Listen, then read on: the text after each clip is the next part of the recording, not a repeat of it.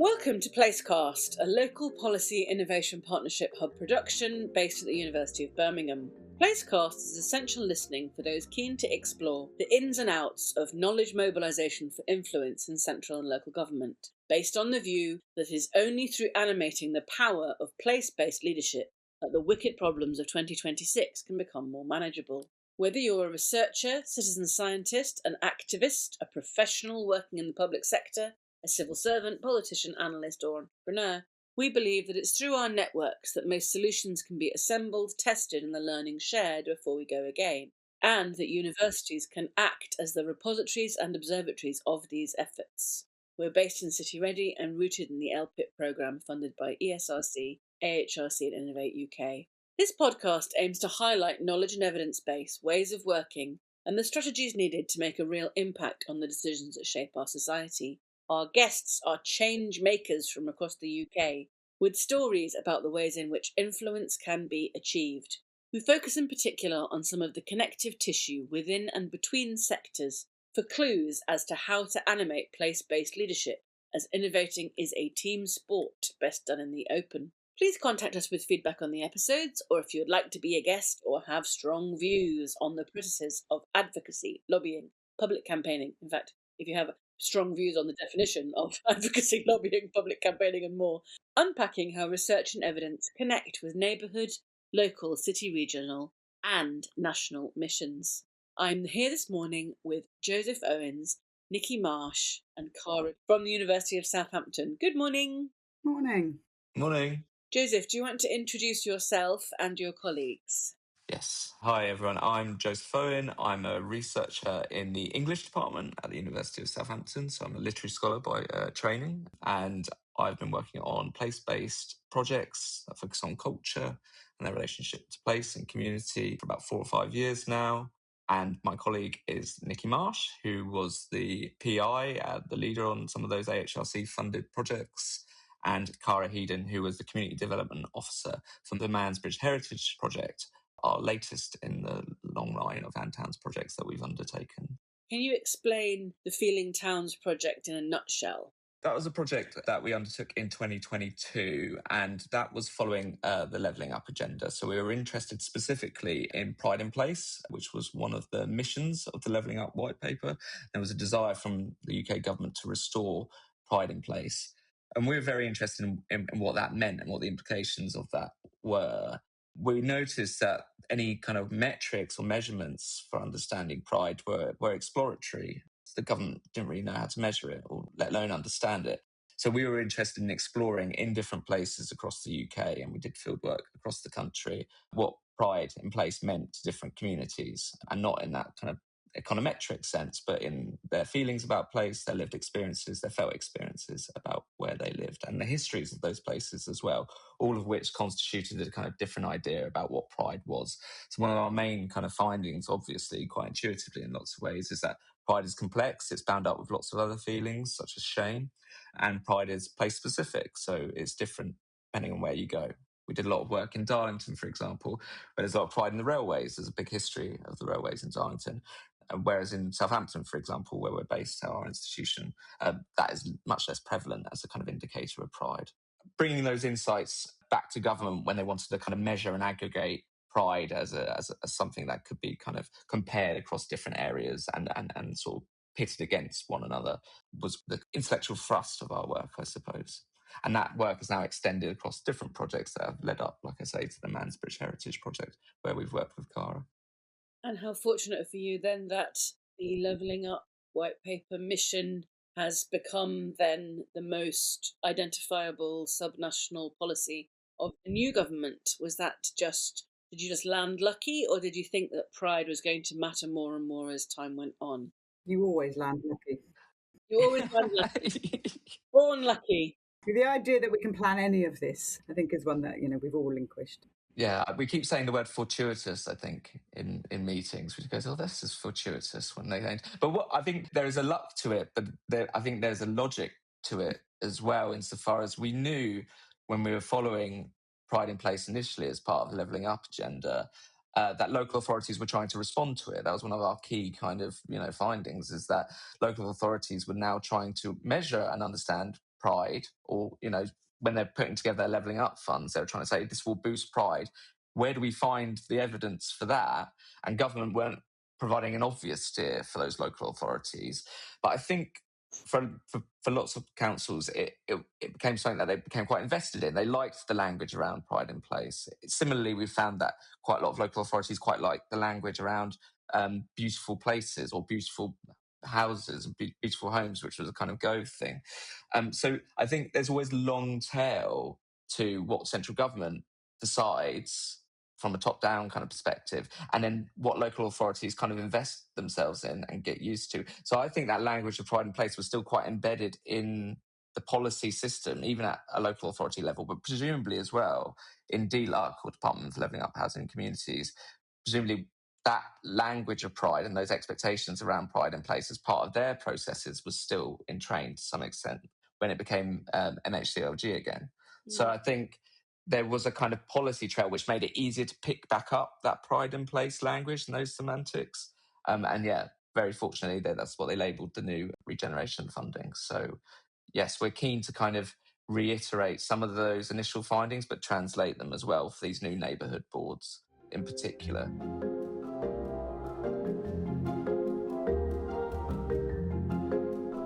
I must say, sort of slightly betraying my own background, which is as in economic development and regeneration, it takes me a while to get into something like pride or something like beauty, because I sort of think that, there's such loaded, subjective, cultural words that as a sort of economic development person, I'm instinctively about raising of those spectres into your policy. But obviously, I'm old-fashioned in that sense.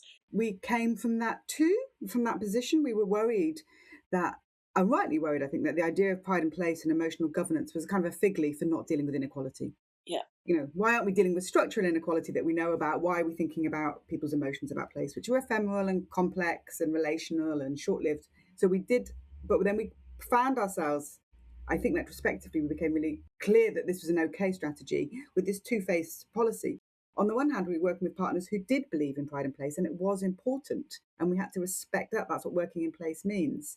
And finding out what pride was in that place was important, which is what Cara and Joseph have done in Abry.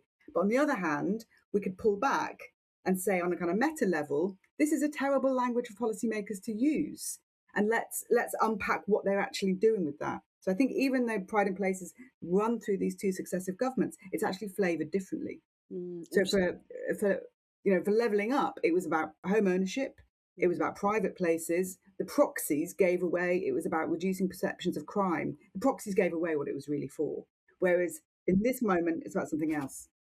Can you say what the something else is? I think Cara's best place to. Well, I think it is genuinely about community engagement. Whether the structures are there yet is a complicated thing, but it is about community engagement and community ownership rather than that swing towards proxies that speak to owning your own home. Which is rather wonderful. As I say, having been trained in community development and then kind of morphing into economic development, it's almost like we're going back again to a more care-imbued sense of what we're trying to do in place. Sorry, that's just an extended thought. Cara, can you tell us, as somebody working in place, what does all this language do for you? What do you have to hold on to? It's kind of interesting that how this Mansbridge Heritage Project started was all to do with, we did a survey. We surveyed the residents in Mansbridge, which is an estate of around 1,000 homes right on the border of like the edge of Southampton City Council area. One of the things we ask is, would you recommend Mansbridge as a place to live to friends and family? And actually that response to that question had a really low score. However, the comments and the answers to some of the other questions, people were telling us how much they love the green spaces, like how they get on with their neighbours. On one hand, they were saying, no, we wouldn't recommend this as a place to live. But on the other hand, they're saying completely like other things. And they're very concerned about antisocial behaviour and crime, which also is like it's another way of displaying pride, because you actually do care about what's happening where you live. You're just voicing it in a different way. The project came about because we're wanting to respond to those, to find out why people wouldn't recommend it as a place to live. But equally, we're also coming up to 100 years of the beginning of Mansbridge Estates. It was built in 1925, and the founding of the Swathing Housing Society, which is where Abbury's history started. So we wanted to tie it all together to help people understand a bit more about where they live. Will that increase social connections? Because if you don't think you've got anything in common with the people where you live, the one thing you do have in common is where you live. You all live in the same place. You might only have that one thing in common. So yeah, that's kind of the basis of the project, was to get people to understand a little bit more about where they live, because there's lots of history and heritage in the Mansbridge area. And then I reached out to the University of Southampton and said, oh, I'm planning on doing this.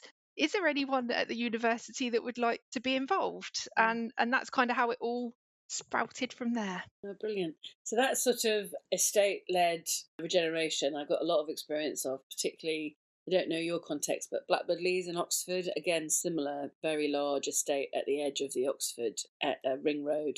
And we did a lot of work, turn of the millennium, really around exactly as you're describing, a sense of the heritage of the area. It's quite difficult when you come from a local authority perspective, though, because obviously these estates were built purposively, and often housing allocation policy over generations have created the things that you're then describing, So I was, arriving with my Oxford City Council badge on was always a slightly awkward afternoon, because there's, you're kind of functioning both as landlord and as kind of, you're trying to do community development with motives, but you can't ignore the history, the institutional history of how the estate came to be. And I think that's the big challenge, because Abbury, we are a social housing provider, and although not all of those 1,000 homes are still social rent homes, just more than half are.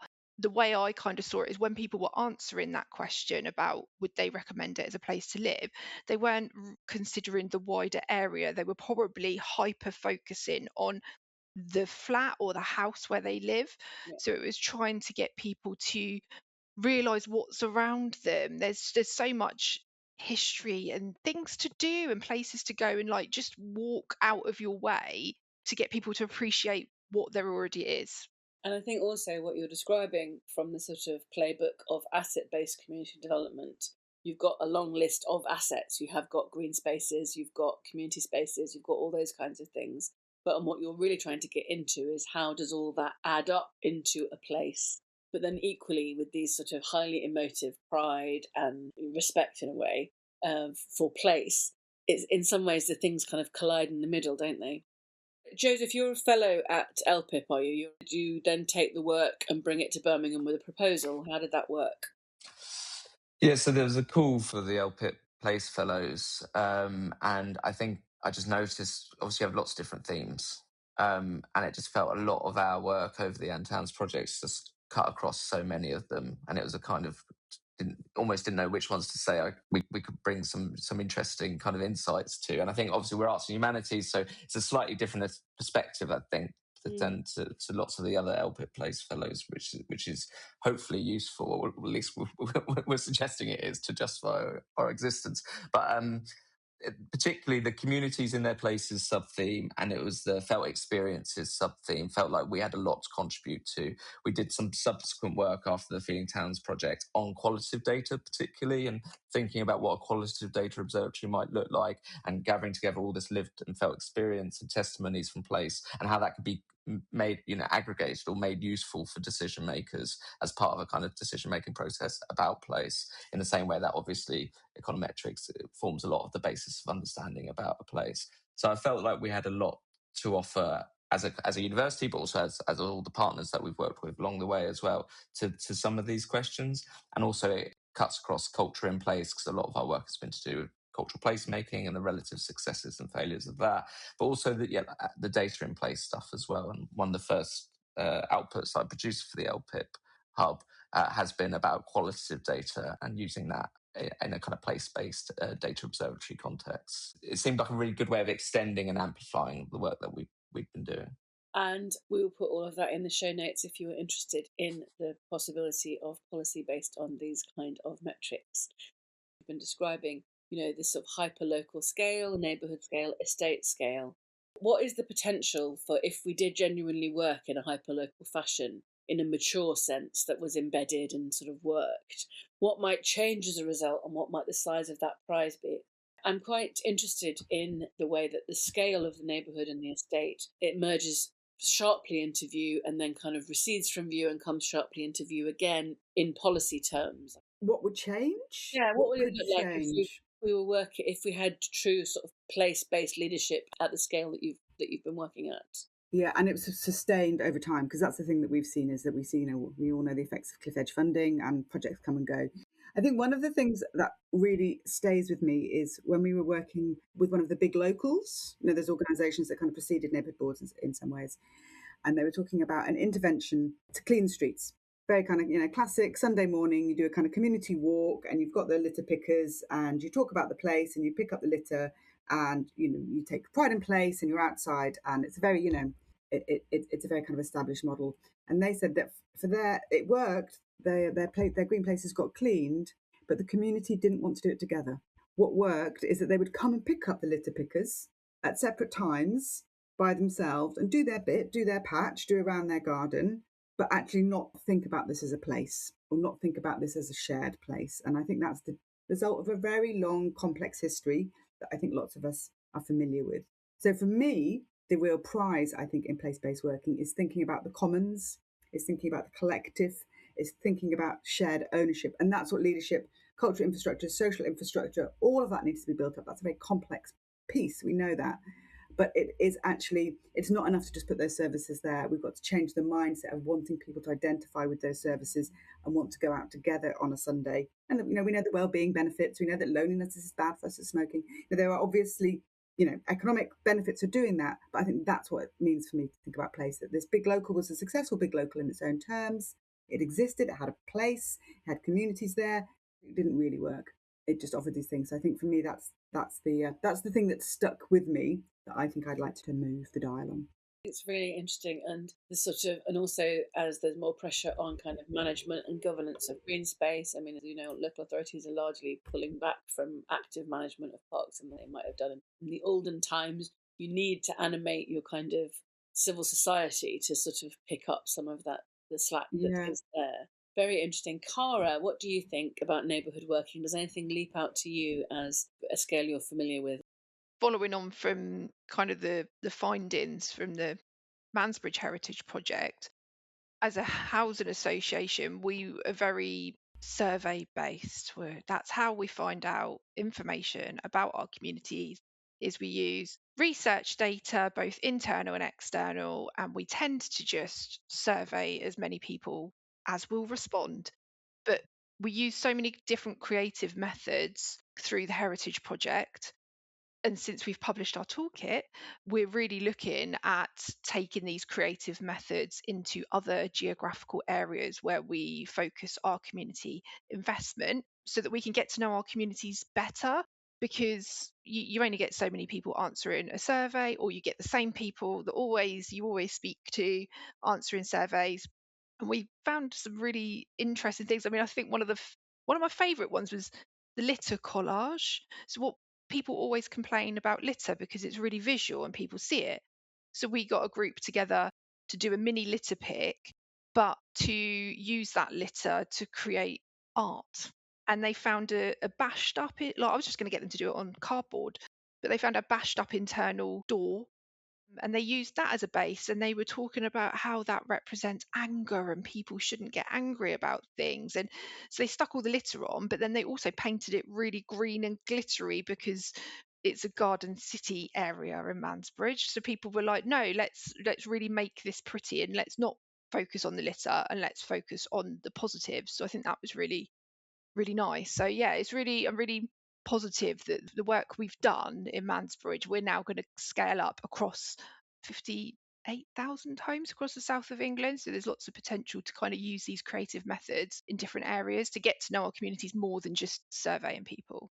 And that would be a sort of embedding across your large Yes. housing project. Really interesting. I just love the continuity from Nicky's example to Cara's example, and it's like, yeah, how do we address the isolated litter picker? It's like, well, you get everyone involved with, sort of some kind of arts practice that interrogates the nature of the litter pick itself and the items that you find along the way. But yeah, the broken door as a canvas was so evocative and also really kind of engaged people in lots of ways. I mean, I'm sure we'll have more to say about creative methods. I think the only other thing that I'd mention, and it links back again to the kind of the sense of scale in place, is that what we found quite a lot is obviously the local authority ward area, the political boundaries do not map on to people's sense of place. And it goes exactly back to what we were saying about it's their home, it's their street, it's the streets around them, it's the estate.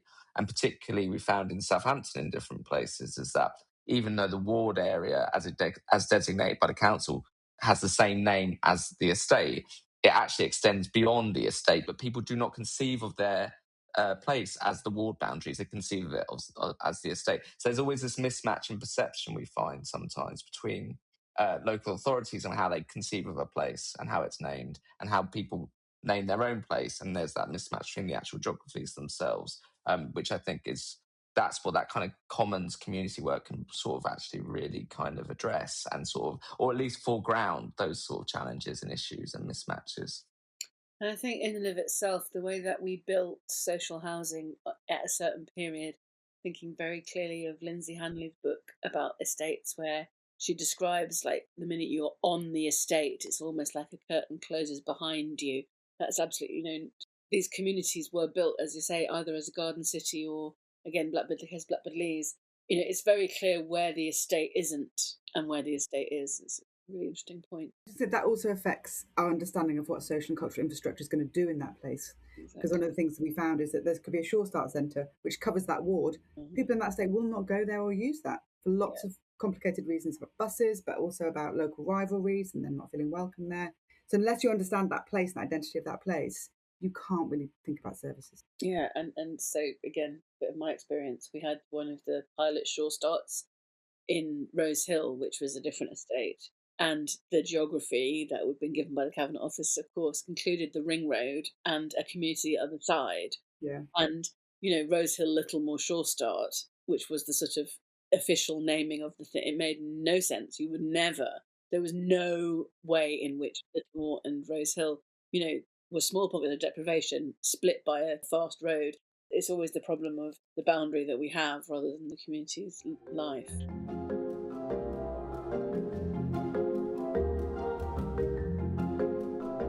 Okay, so you seem that the project and the creative solutions that you used both worked well and are going to scale them to other places.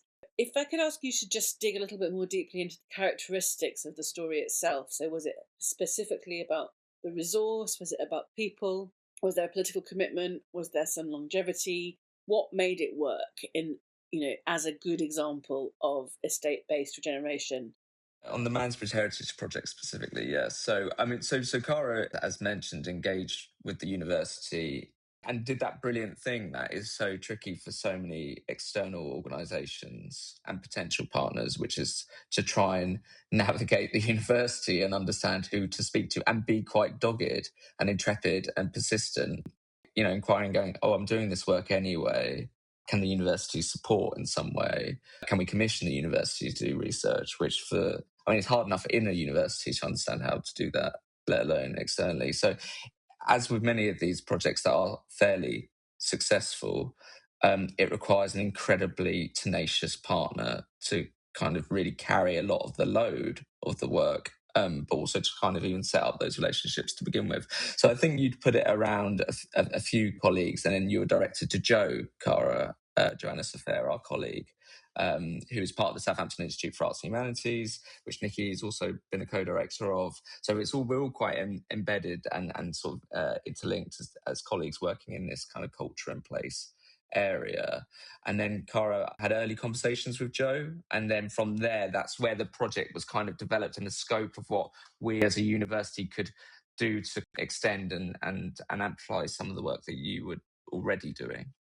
Yeah, I wasn't really sure what I was asking. I wasn't really asking. I was just saying, I'm doing this. Does anyone want to be involved? After speaking to Jo, it came out that it would be really helpful to have better ways to measure and quantify impact.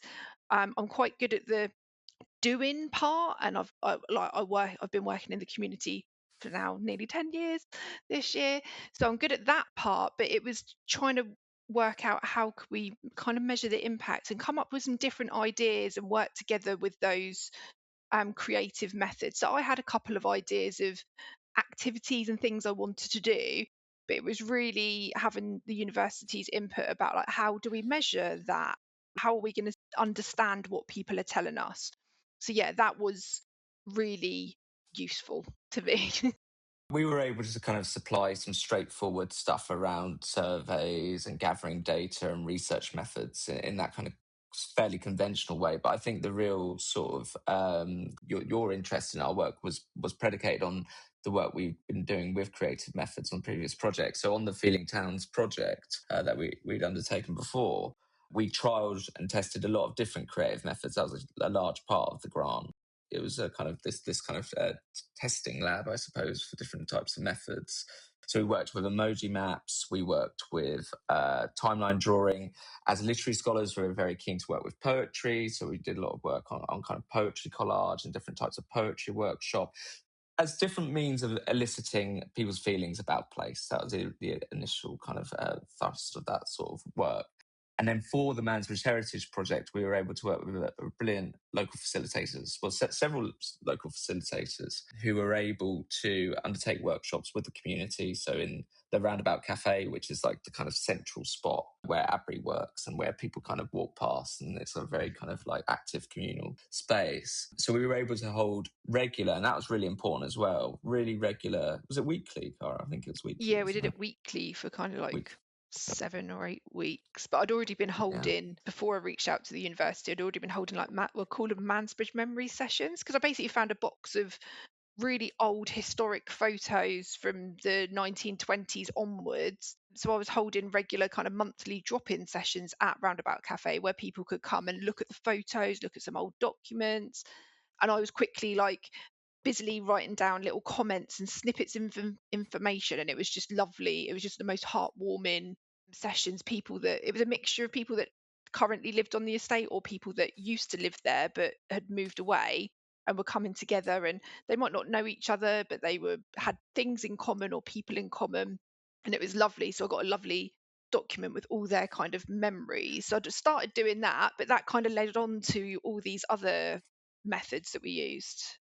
That was it. And there's a couple of things happening there. So first of all, it was that socializing you were doing, Cara, with the community, saying this is a place where you can come and where we can talk or we can engage with different artifacts or work with different things and kind of come together. But also it provided actual resources for the creative methods. So obviously, ideally with creative methods, you adapt them to the place. And what was brilliant is we had this archive of photos that a lot of the community was already very interested in. And as we know, old photographs are somehow inherently interesting. And there's all these Facebook groups, isn't there, about, past and present, where I'm from Portsmouth originally, and there's all these Facebook groups that are about past and present images of Portsmouth that get loads of kind of attention and exposure, and people respond to them. So we had these photographs from Mansbridge, which we were able to then use as part of photo elicitation exercises. And then you also ran a heritage walking tour around the area, Cara, that also drew on these images and also information about these different landmarks and sites. So we were able to kind of feed that in as part of the kind of creative methods workshops. And again, it's about opening people up to have a kind of more felt and embodied sense of their place, and then say things that they otherwise wouldn't be writing down in a consultation or a survey or in that kind of short any other thoughts section. You get so much more richer, more complicated, often kind of fraught insights about place from using these creative methods. That's what we found over the course of several projects. And it really kind of came to the fore in Mansbridge, because when people were talking about heritage, they weren't necessarily talking about, the estate all the time, or the building of the estate, or even the architect, Herbert Collins, who was the kind of founding force. But they were talking about their relationships with one another and kind of more minor or marginalized histories from, however long, about where they lived, which were kind of foregrounded by those creative methods. So we found that a really productive exercise. Nicky, I don't know, obviously you were there when we were developing a lot of these methods. I don't know if you have kind of further thoughts on their kind of function and purpose in these contexts. So my background is in an English department, and I've written about poetry quite a lot. And one of the things I often say is I stopped working on poetry because I wanted to do something very applied and real world. And when I entered that world, people kept saying, "Can you do some more things with poetry, please?" And so I've been kind of with Joseph and others, we've been reflecting on what that means. And I think one of the reasons that poetry has been really useful, and we've used it across lots of different projects, and we've iterated it as a methodology, is actually it's not about a single voice. It looks like it's about a single voice and the kind of our Wordsworth notion of the romantic individual. That's not really what it means. What poetry allows in a workshop is debate and difference and contestation and then consent to emerge. So one of the methodology we use is collage. People put a line in response to a prompt, different kinds of prompts, and then they've got to write a poem together. And where that really becomes a kind of form of research or a form of kind of qualitative data, it's that conversation around actually what are we prioritizing here? And how do we put something very, very complicated into a line that makes sense to us and that is powerful?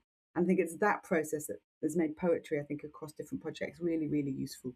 And you can work with a poet from the place and that they can choose a form. So, in Darlington, they were writing books. In Dorchester, they were writing long narrative poems together.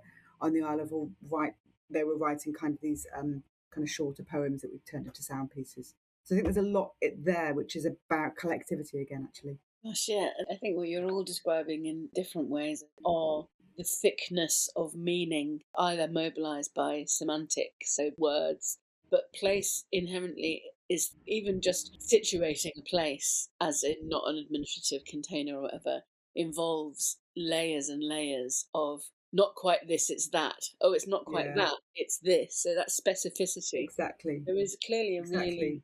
When poetry is about place, we see the place again for the first time. There's something really, really important there. Yeah, one of the formalist quotes that we love in literary studies is, "It makes the stone stony." Yeah, it makes the stone stony. This is brilliant. So in terms of your toolkit of creative methods, I'm guessing that some of it was quite intuitive. Cara, it seems like you just seem like the kind of person who is craving thickness of description about how you work and where you work and who you work with. Were there any good international lessons that you had gathered along the way?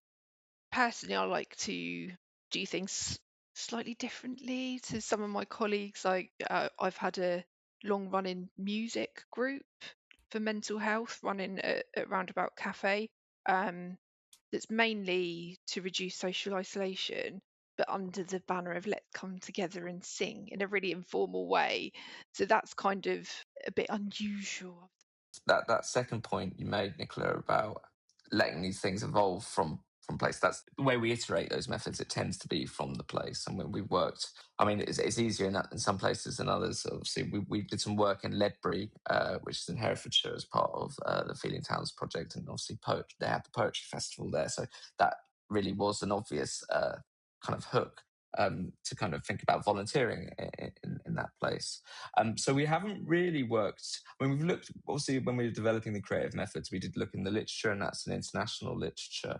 But there wasn't anything specific, I don't think, from abroad that we were like, that's a great model for us. But we're aware of a kind of incredible number of case studies of different types of work happening in lots of places. Nicky, I don't know if there was one thing that we identified, the depot, perhaps. I think the depot is such a, I don't know whether you know it, the depoliticising industrialisation for our time. There's a project, it's Canadian, it's funded by Canada, but it stretches Canada, the US, Germany, France, Italy, the UK, 36 research centres, some sort of phenomenal scale.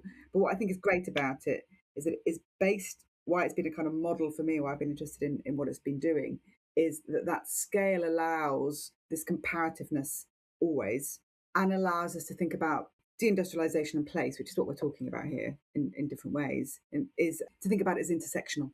So it brings in race, it brings in gender, it brings in history of trade unions, it brings in colonialism, it brings in class experience, and it has those kind of baked into these very specific, very kind of familiar art projects, art exhibitions, working with local artists. But because of that scale, it allows this kind of reflection, which I think is just very hard to get. I mean, that's always the problem when we're working in the local, is how do we extrapolate out and think about what here could be shared, what here is common in other places. How can we kind of be bigger than our place? And so I think Depot is a model that I've been envious of. Well, it's kind of extrapolate without destroying the very thing that was special in the first place. Yeah, exactly. It's a really subtle business, being able to, as you've said, Cara, scale through operations, but also, I mean, that's like slightly mind-blowing scale, isn't it? All that international intersectionality. I've done quite a lot of comparative work, and I think if you get lost for a bit in the sort of how could any of these things ever compare, and then actually when you come right down to it, there are sort of really human things that are the same if you're, in the Rust Belt or some of those big social processes, and what it is to be a person are really universal in the end. Gosh, that got a bit highfalutin, didn't it? So what next? What next for the work? What next for the place? What next for the, what are you working on next, either together, or what's really exciting you? I mean, I can see a million applications for kind of what you've done and how you've done it critically, but what are you going to do next with it? So I'm currently the AHRC Lucia Fellow, and Lucia stands for Locally Unlocking Culture Through Inclusive Access. So that's a new programme from the City and Urban Environments portfolio, part of the AHRC, and they've funded 5 projects, or networks as they're calling them, which are across the country, and they're all focusing on the idea of culture and access and participation, and particularly trying to understand how these things can speak to social cohesion, education, participation in lots of different ways.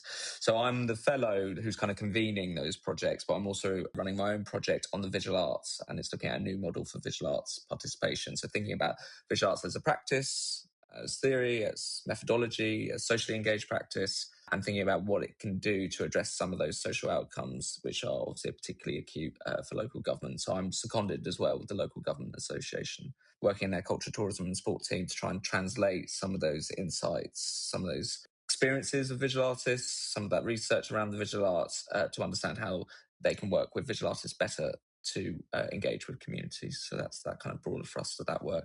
And then hopefully we're thinking of extending that perhaps continentally, and I'm off to Paris next week for one of those kind of Horizon Europe networking event-y things where I'm going to be like, let's make it Europe.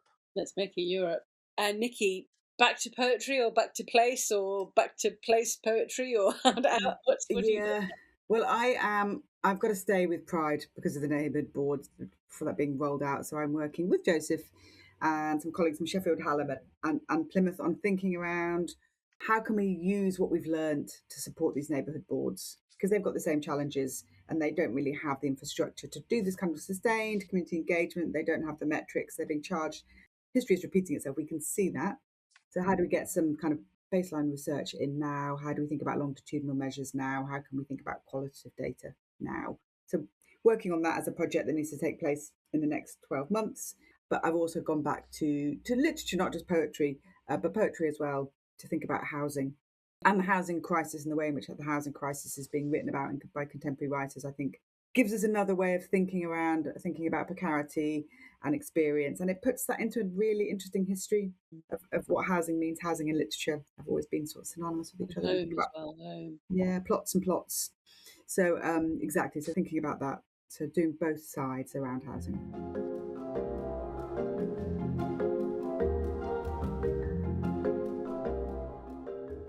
So getting specific, I think we've got, Cara, I am chalking up all your features of a excellent broker. Do you think of other specific people that you've come across who are really good brokers?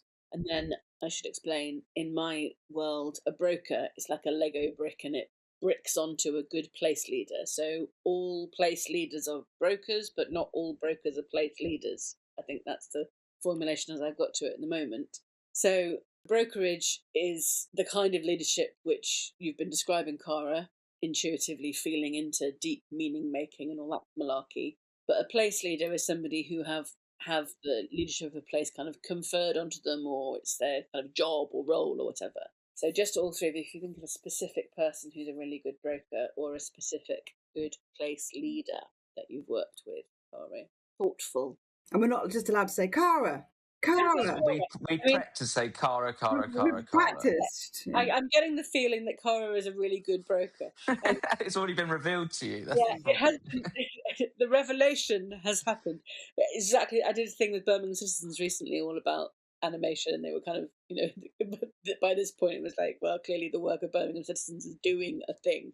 So I think we can take as read that Cara, so maybe the question for Cara is, what allows you to be a good broker?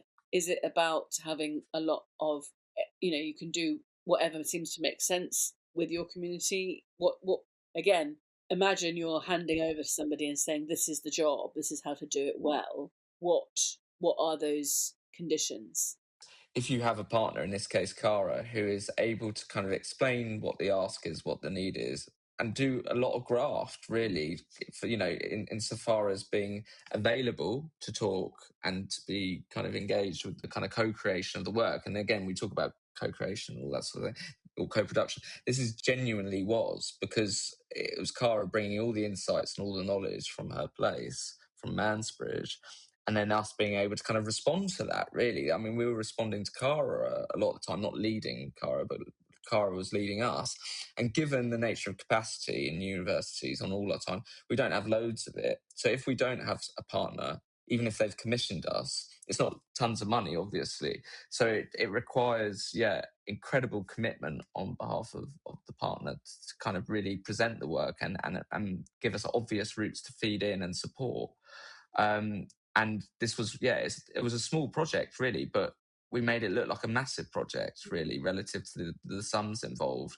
And that was almost all down to Cara's commitment to be able to facilitate and to be present at these creative workshops, to build connections with the primary school where we ran a further 2 poetry workshops, to kind of develop and kind of extend the work as we went along. Would have been incredibly tricky for us. But it was Cara kind of pushing us all the time, saying, should we do this? Should we do this? Should we do this? And they're all good ideas. So you're going to go, well, yeah, we will do them then. And we'll make the time, we'll make it work, we'll make it fit. And then if you look at the kind of, I'm sure you've got an activity list from the project, Cara, the sheer extent of the work and activities that were undertaken is incredible, given the resource involved. And that is down to you putting in that work. There we are. I just want to underline that thing about impact as well, and also extending beyond the usual suspects, in terms of who you were speaking with in place and where the project really succeeded. And that was down to your organisation and your colleagues' organisation at Adbury, was with that showcase event. So obviously we'd undertaken all these creative workshops over the course of the project, and that generated lots of artefacts and lots of images and photographs and stuff. And that was exhibited in the primary school. And we had on that day, 400 attendees from the area and surrounds. So it's an incredible number of people who came and engaged with the work, with the heritage, with the creative artifacts. And, well, Cara, you can speak to that a little bit, can't you? But that was a day where people were meeting each other for the first time in like 10, 15 years, or seeing each other, having known each other from a long time ago. So all the things that you're describing, they seem incredibly wholesome. We feel, don't we, that sometime, well, certainly with the rise of the far right and sort of narratives about place and pride, and kind of just wonder how far you would advocate. Is there conflict? Do you have to manage the more difficult end of community relations, Cara, and how do you? I'm assuming that like everywhere, you're not inured from the wider politics. Yeah, I mean, in my role, we are getting more involved in kind of the social cohesion part of what's been happening, the flags being put up, just people being generally kind of less welcoming. But that's been the underlying kind of theme of this project, was about like getting to know your neighbours. And as I said at the start, it's the one thing you do have in common. So I wouldn't, in my role, I wouldn't directly deal with any. We have different teams. We have community safety teams and housing teams, but we're there to support those teams. So, for example, tomorrow I'm doing an event with housing at a particular block where there's some issues. So we go out and we can support those teams.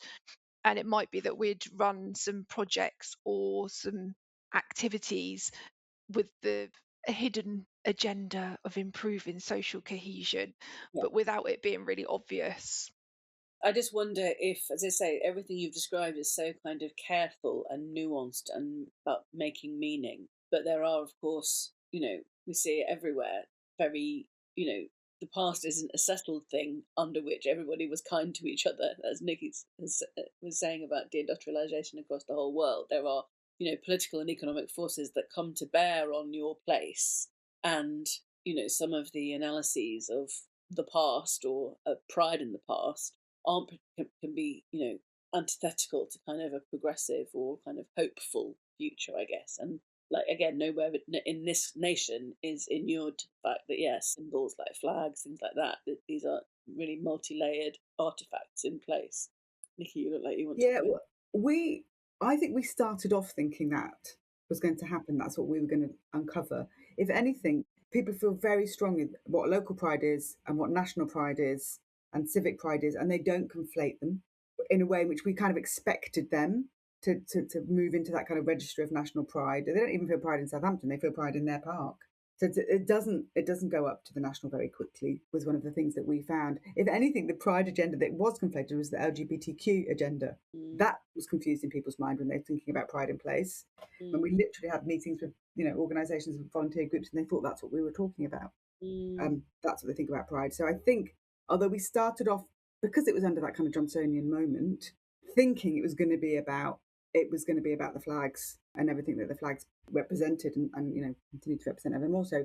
And I think it wasn't the case because we were in public places. And I think, Joseph, I'm thinking of the work you did in Darlington with the kind of recent immigrant communities in Darlington and the way in which they express pride in place, the ways in which we worked with food banks, and you were in wrestling gyms, and they really were about that local community and the infrastructure of that local community. And they weren't thinking about those other agendas, which we were fearful of and assumed wrongly that we were going to find. And actually, people are more sophisticated than that. Really interesting point, that because in my sort of experience, no space is hermetically sealed from any other space. There's sort of a lot of, if you see space as like an administrative container, but more like in the kind of ideascape, whether there is a lot of leakage from kind of very local to very national and back, or again, pride, classic example. A lot of that is objects of gay pride are really international, and they settle in sort of specific places in specific ways with specific queer histories. But Joseph. No, I mean, that's right. And so there were leakages, but they weren't so clear cut, and they were strange and disaggregated and shifted in strange ways. And but when I suppose is how we need to think about this, when we engage with people around these questions of pride or relationship to their place, it then didn't necessarily invoke the wider national sentiments, I suppose. That wasn't to say there wasn't a kind of insidious politics still at play, or some kind of very kind of exclusionary, sometimes racist, sometimes homophobic views expressed in different places. There were, I suppose, it's thinking about that register and that cadence of pride in place as it linked to that agenda.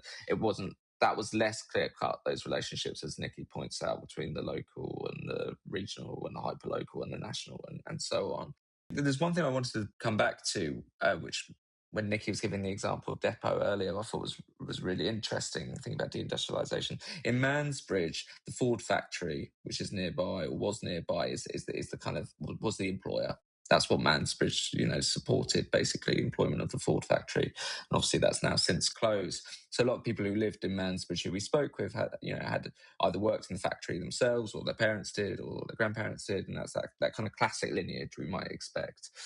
But what was interesting, and this again what the creative workshops were able to draw out, was complicated feelings and talking about intersectionality. But like, for instance, one of the participants I really recall spoke about how they came to Mansbridge and they really disliked the environment or parts of the environment in Mansbridge because of the influence of the Ford factory as this kind of paternalistic outlet that had a real kind of sort of dominion over Mansbridge and how people felt about their place. And she actually found it very kind of, she was an outsider in some respects as a new person in that community, but also as a woman, she felt quite excluded in lots of kind of sort of sharp and challenging ways. And that would obviously be like in the social clubs or whatever. you know who the people who worked at the Ford factory, and then there's a real gender divide between their partners or their wives or their children. And that all was kind of under this within this locus of the Ford factory, which is obviously seen as its loss is obviously lamented in the ways that you might expect, but even its existence as a kind of authority or as a kind of employer in the area is loaded with lots of kind of freighted sort of feelings and memories and perceptions that aren't clear cut. So that gnarliness that you were alluding to, Nicola, is very present. And again, I think it comes to the fore again, not through those standard consultations, but. You just reminded me again of the Morris factory and then became the BMW factory. And yeah, the locus of that plant as so much more than just a site of production. But equally, we don't often think about it in terms of like a Detroit narrative, like a post-car, post-Fordist even, modes of production. But that's because I think our economic policy is in such denial about how stuff gets made, where it gets made, sites of production and consumption, and we've just got this mad and completely wrong notion that this sort of service economy, which is clean and placeless industry in making and shaping not just the objects but the subjectivities of the object. And then what happens when you no longer make the objects but the subjectivities, and as you say, there's a gender to that, and there's a whole power politics to that. And yeah, of course, it makes the neatness of a kind of literally Fordist mode of production, under which there is a lot of clarity about who does what, where, when, and then this sort of splurgy mess of economic function, role in the world. I was interested in what you said about sort of not uncovering far-right narratives and all that kind of thing, because one of the things that they look like they do is speak to a sense of, well, the economy's moved on, but, and the left behind. I mean, I again, that's I think I feel funny about pride, but left behindness, like just because an economic tide has gone out, the sort of notion of strandedness and prosperity is elsewhere. These are just mad economic narratives that we allow ourselves to have. The ways in which who gets what and how and where. It's pathetic in our policy making that we're not strong on who, what, whom, where. And the pride agenda is so complicated here, because one of the things, if you want to become a city of culture, which we didn't, you had to demonstrate how awful you were. Yeah, of course. It's the opposite to a beauty competition. You actually really have to plumb your depths to get that. And then if you don't get it, then you're left with this narrative that said how awful you are and no prize. I mean, they're very damaging to, Southampton. Ford is doing lots of work in that area and is very aware of that and worked with the university on that. But they're a very difficult thing to mobilise a community around an emotion that's a deficit. Yeah, and deficit models then that feed funding models, that feed, worst first, all the rest of it. Like again, I like you, Cara, was trained as a community developer. You're looking at assets all the time, but then somehow I think there is a really difficult thing between sort of small and beautiful, layered and complex, and then it sort of thins as it goes up. And as I say, for me, our like national economic mission plan is pathetic. Yet the space that we have for making meaning locally is kind of curtailed. We're sort of in the wrong place on everything. You need to be strong here on this, and we're weak on it. You need to be strong here. It's like we're in this odd shuffle between thick and thin understandings of place. Sorry, that's just. That's really true, and that it's somehow the neighbourhood boards are kind of in the middle of that sandwich as well, and expected to do both. Sure, and having an eye on kind of international best practice and having an eye on a deficit model. You can't look in all those directions and be seeing clearly. I think is kind of what I think about all that, and I think that like the neighbourhood renewal agenda over the 30 years of its kind of most recent incarnation in this country has demonstrated that in a whole stacked set of power, resource and competence and capability, and part of the reason why our national mission has completely faltered is because where you have levers, you don't have interest. Where you have interest, you don't have, it's just, we're really, really out of whack in terms of all of the above.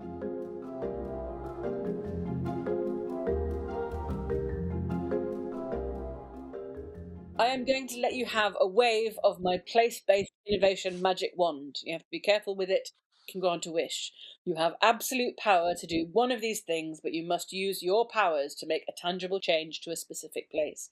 Your change will be specific, measurable, actionable, recordable, and transferable. Smart magic is hard to get a hold of at the moment and is subject to a 20% reducing multi-year budget settlement. You can have £10 million, half an hour at the cabinet, a slide deck, poking stick, editorial control of a tabloid, a clause in a bill, or you can have a whole new act. We've got the new King's Speech is new, so you can have a whole act. A simple message that would go viral. Someone is an advocate for the work, and this one is for the real nerds, an answer to something that has bothered you forever. I think it would be weirdly good to have a message go kind of like viral on TikTok, Very good. I think, and other social media Yes. outlets. All social media is available. Yeah, other social media, just because I feel like newspapers are a dying breed. I mean, I don't know personally, apart from a particular age of people that read them now. So, yeah, we did have a quick discussion, didn't we, Joseph, about like if we could choose a particular person maybe to share a message to be that person that went viral on TikTok. Well, so I think there's a couple of things. I suppose our message from the Mansbridge Yeah. Heritage Project was very straightforward. It was just basically, heritage is the friends you make along the way. It doesn't have to be old buildings. It doesn't have to be necessarily having a good heritage literacy, whatever that might mean. But it's simply a way of engaging with your place and understanding that a lot of heritage is the relationships you have with other people and being able to foreground that and understand that as a part of your heritage. So that would be probably part of the message that we try and communicate. So who's your influencer then for that? Unfortunately, when we were discussing this previously, it was very much around the David Attenborough 100 years old celebrations and all sorts around it. I think actually David Attenborough, I was a bit cautious about that when Joe and Cara raised that, but I can kind of see it in a way because he does have mass broad appeal, and I think he has been on an interesting trajectory himself. Tell you what, in a similar vein, I tell you who would like everything that you've said today. The King. I was going to say, you're going to say the King, aren't you? You're going to ruin it. I just think that... He would. Can you not hear it? Like, for me, this is King-friendly stuff, this. It is, but we would say... We did work in Dorchester. Oh, yeah. We've been, You've been kinged. Yeah, we've been dethroned by Dorchester because of this relational notion between places and competitive place building. Dorchester feels rubbish. Yeah. That's where the middle classes all went. That's where the resources went. And so we're saying, think about heritage in Dorchester. And so those model villages, those utopian places, you've got to be careful what's next to them. So the King would like it, but Poundbury is not as simple a success. We had a very similar story, actually.